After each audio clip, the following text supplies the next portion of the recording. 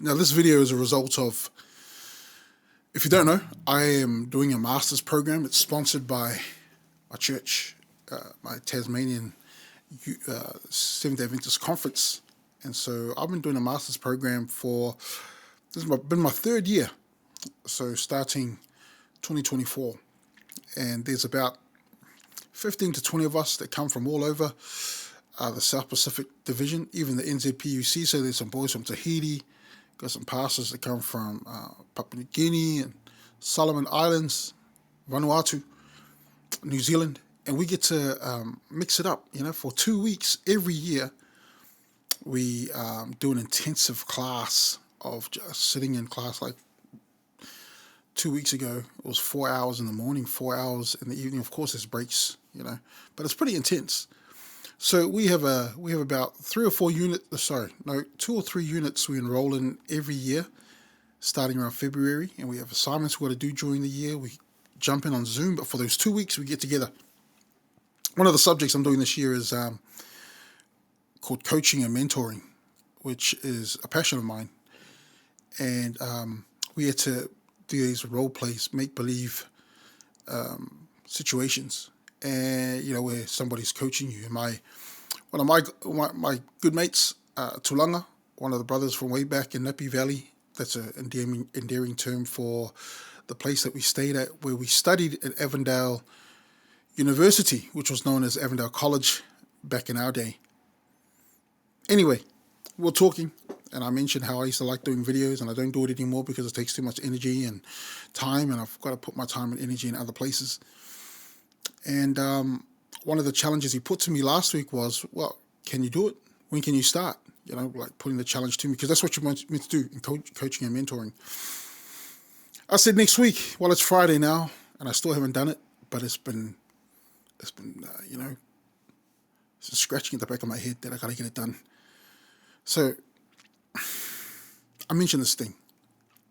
I've been wanting to, there's been people that have hit me up. I make it sound like so many people now. There's been like 4 or 5 that said, "Hey Dave, we like your videos, we like when you chit chat." But they don't say anything out in the comments. There's ninja watchers on social media. But anyway, I appreciate the feedback. I realize that some people do like it. So I want to call these. So I talked to Tulanga about this thing called Afternoon Yaps, where I just talk about anything. I don't want to cut. I don't want to edit. I don't want to do too much with it. Just some time spent and just monologue. Pure, just face to face. Well, face the screen, face the camera, and whatever you're looking at, whatever device you're looking at this, if you're still looking and listening. But just to speak my thoughts.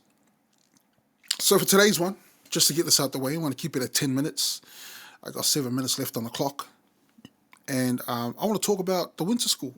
I want to talk about how, for the last 3 years of this cohort that we've been working with, how awesome it is that you get to create this community. First and foremost, I'm going to ask myself this question: why am I doing a master's? I truly believe that God has called me to teach, coach, mentor. I think that's my ultimate destination. I think that's where I've been called to, and I believe that one day that will be part and parcel of what I do, and I really enjoy it. I really do enjoy training others, teaching others, and seeing them just, like get really good at their craft. I'll never forget these young fellas back in my Brisbane church where I grew up when I was just a young fella myself. I was just in my early 20s, and these kids were in their junior age, 12 to 15, and I had a guitar, which we called Nancy, because this dude that taught me how to play guitar, he used to call it Nancy, so my guitar's name became Nancy. And these boys, they all learned how to play guitar on Nancy. Man, pause. That sounds something wrong with that. Anyway, every single one of those guys play the guitar better than me, right? And I got no beef with that. I love it. That's what I love to see. I love to see people excel at the realization that they're able to do something and they can take it even further. So, because of that, because of Coach Tulanga, I've got to put my money where my mouth is, bite the bullet, get this video done. And the angle I want to take on this is the importance of the continuation of learning to learn, right? I'm doing my master's because I want to continue to learn. I still want to embrace loving to learn, and I still want to be able to give my best. I'm pretty sure it should be obvious to us that when people are pouring into you, there's always an outflow, right? And it should continue that way. And so while I'm in this position of influence right now, for those that don't know, I work for the Seventh-day Adventist Church. I got a bachelor's in theology and ministry in 2017 is when I graduated, and I've been working in this field since. And I'm the Tasmanian Youth Director in Tasmania. It goes without saying, but anyway, that's where I've been at for the last. It's my fourth year in doing this, and I love it. I love what I do. I love Tasmania. I love the people in Tasmania. I love the people in my church, and I love training our young people and helping them realize, man, these are the gifts that God has given them, and they need to fly with it. And our church, our Seventh-day Adventist Church, for anyone not familiar with our church, one thing you might come to know about us is that we really emphasize the importance of education. Now, I don't mean that in the terms of formal education as in going to the schools that we have, the institutions that we have. Education in all things, like learning how to do gardening, learning how to be industrious. When I use, that's an old school word, but learning how to use manual labor, right? And then having your brain connect. That's a big deal in the church, and we actually look that way. When you go to our colleges and our universities and our schools, we emphasize the importance of building character through being educated. And so I can see that. I can see this cohort that I'm working with, man, every single one of them. And these guys are intelligent.